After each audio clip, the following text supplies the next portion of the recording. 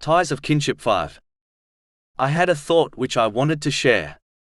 I was pondering over a problem which affects most Muslim families. With the passing of time, they become divided and lose the strong connection they once had with one another. There are many causes of this, but a major cause is the foundation on which their connection was formed by their parents and relatives. It is commonly known that when the foundation of a building is weak, the building will either get damaged over time or even collapse.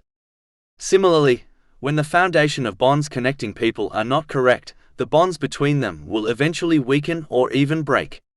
When the Holy Prophet Muhammad, peace and blessings be upon him, brought the companions, may Allah be pleased with them, together he formed the bonds between them for the sake of Allah, the Exalted. Whereas, most Muslims today bring people together for the sake of tribalism, brotherhood, and to show off to other families.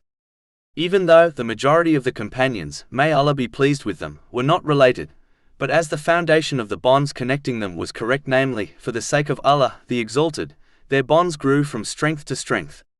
Whereas, many Muslims nowadays are related by blood yet, with the passing of time, become separated, as the foundation of their bonds was based on falsehood, namely, tribalism and similar things. Muslims must understand that if desire for their bonds to endure, and to earn reward for fulfilling the important duty of upholding the ties of kinship and the rights of non-relatives, then they must only forge bonds for the sake of Allah, the Exalted. The foundation of this is that people only connect with one another and act together in a way which is pleasing to Allah, the Exalted.